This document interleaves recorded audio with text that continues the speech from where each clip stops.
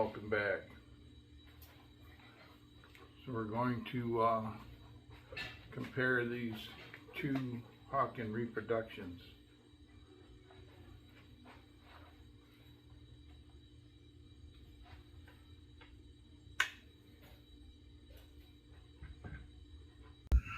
So what we have here is an Investarms Italian-made 50 caliber Hawken and Thompson Center 50 caliber Hawken. They are they're similar in a lot of ways. Of course, the general outline dimensions, but there are some notable differences I wanted to kind of touch on, starting in the rear. The butt plate, I'm going to set it down here, set them both down here.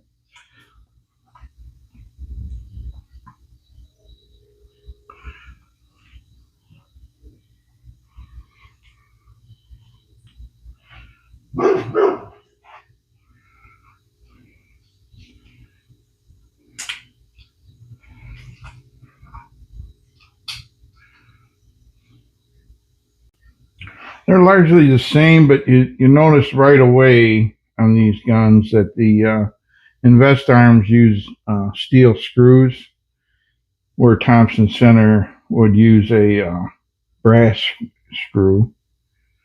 And then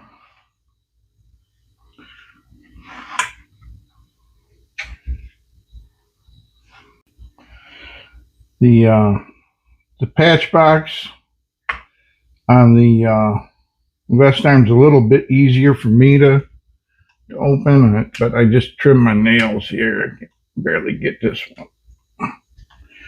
And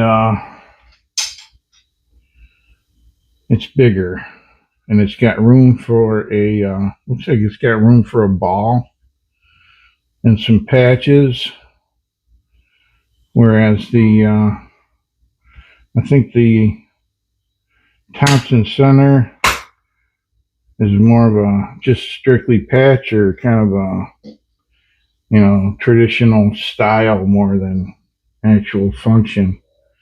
Moving forward, we're looking at the stock right away. I think the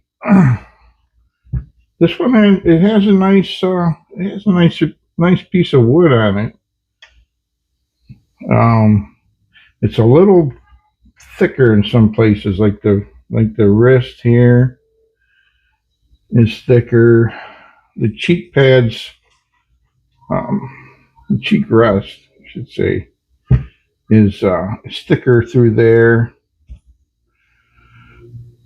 You maybe give you some latitude to shave it down and make the gun fit you a little bit better. That's the way I see that kind of thing.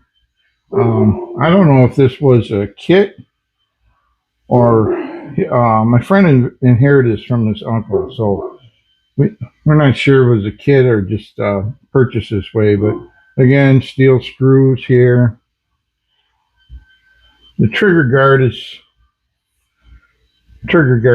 is different style. I prefer this on the Hawken, because it allows me to really pull the gun into my shoulder with this finger, with the social finger, while my index finger, my trigger finger is relaxed. This one, it just slips. I would have to do something. I would have to wrap this with maybe rawhide or something, just to give you more purchase, and it wants to slip.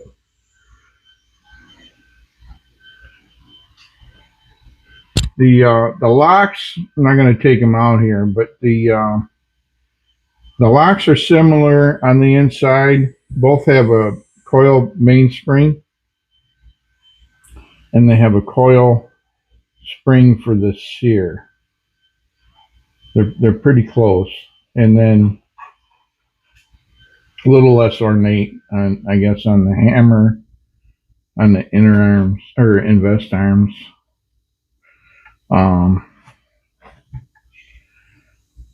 Things to say about the over here, the screws.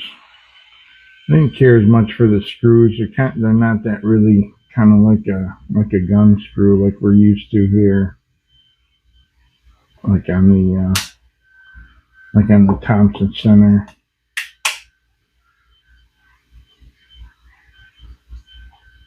Then let's see what else.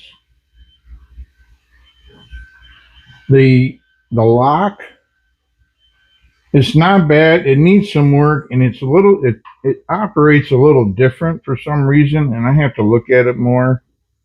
But if I half cock on this Thompson Center, go to full cock, I pull the set trigger, and it's pretty quiet. And then, of course, the hair trigger fires the gun. On this Investarms,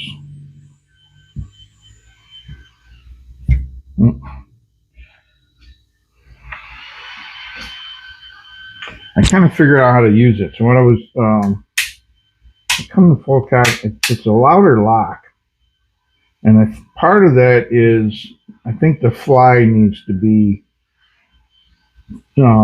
stoned down a little bit. But I'm going to full cock.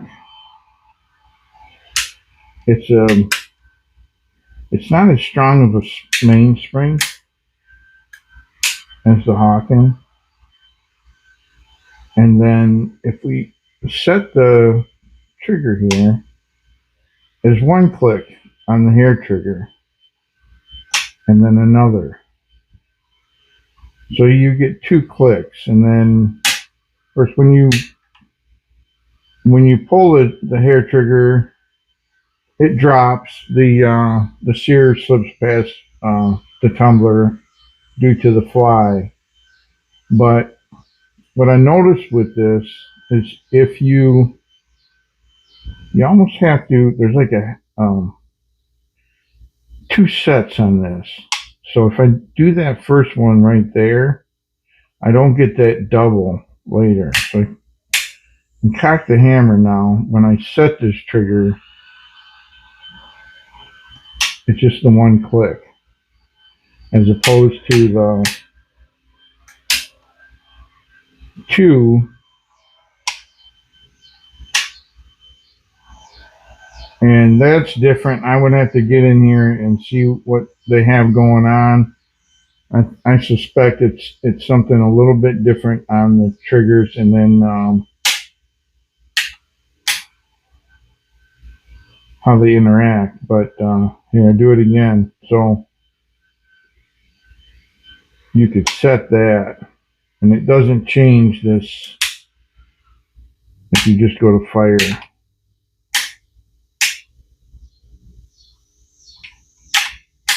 So go to half cock. I would do that initial set, and then hunting would go to full cock. Let's see, I have to do this again. I'm gonna have to, I would have to do something. See, that's locked up tight. I'm not sure what they got going on there, but you need a way. I can on this Thompson Center, I can arm this thing in silence. So it would be, it's at half cock now. I would go to full cock. It's full cock. I could pull that with my finger. I would have my finger. Let's see. I've never had a deer hear that right here. I've never had them hear that. So then, much quieter. This one, we either got to get in here and tune it up, or I'm not sure, but trying to go, so I can quiet it down without doing that first set there. So I would, is that half cock, do that again. You say half cock, and now that's quiet, and I could fire from here without making a lot of noise. But it's this, I guess you could do that. As long as you had your, you were touching that hair trigger when you set, you wouldn't hear those clicks. Do that again. So, C game, I would pull back on the hair trigger. Oh, gotta pull more.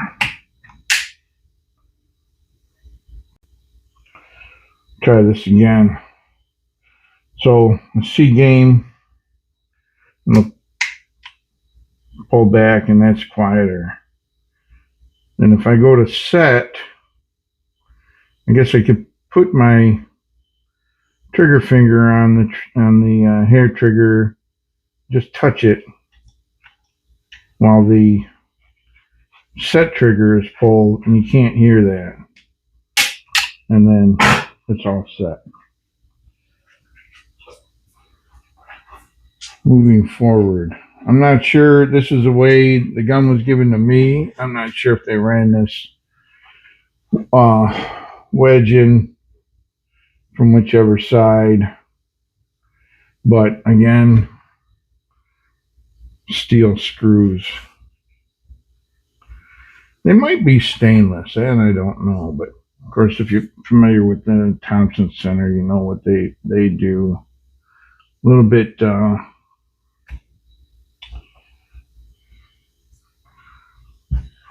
different sculpting or finish on the on this cap.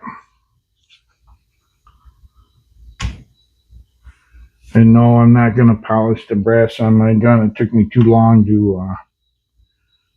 to get it dull. Let me show the markings on the barrel here.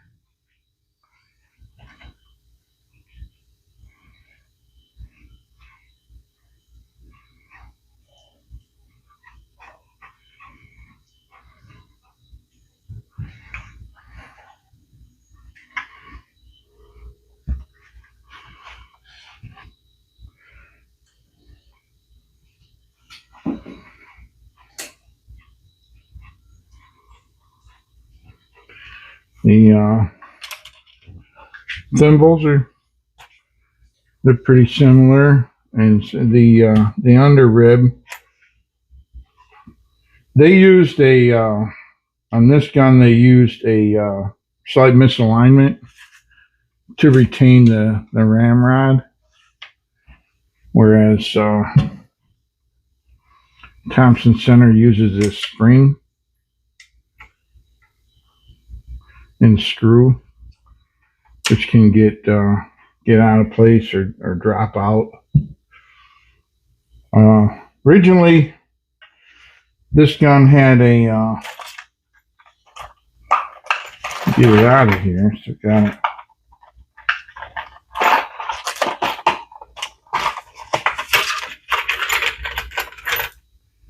Had this rear sight. The base was here. And then this swiveled on this pin at the front. There was a screw here, and then you had an adjustment screw for windage. But this thing wiggles here. There was nothing, I don't know if there was a spring. Yeah, there was a spring. It wasn't doing much. A spring pushed it up, and a screw pulled it down. That was the elevation adjustment, and the windage adjustment had no lock on it, and it turns really easily. So right there, turn with the finger, turn it to here, no problem. So he didn't care for that. He liked the peep sight, and that's why he put that on the gun.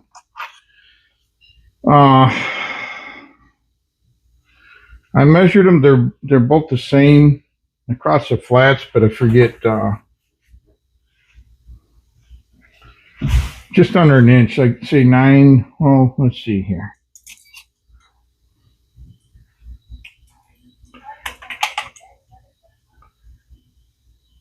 About 955. 940. So this one's a little wider across the flats.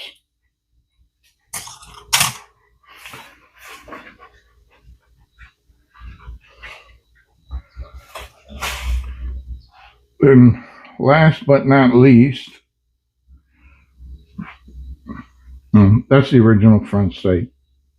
And I don't have the original on the Hawken, so we can't look at that. But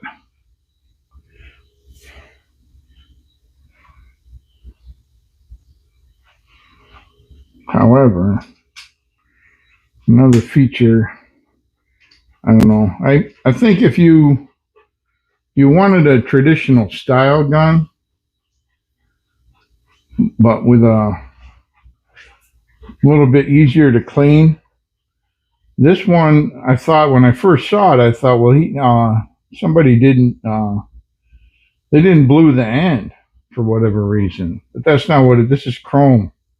So this barrel is chrome lined. And when I clean these guns the other day, after my process is I soak them, I drain, I soak again, drain, and then I'll patch them out and oil them and all that. Towards the end, when I ran my patches through, after the second one, this one was spotless. The fouling comes right out of it.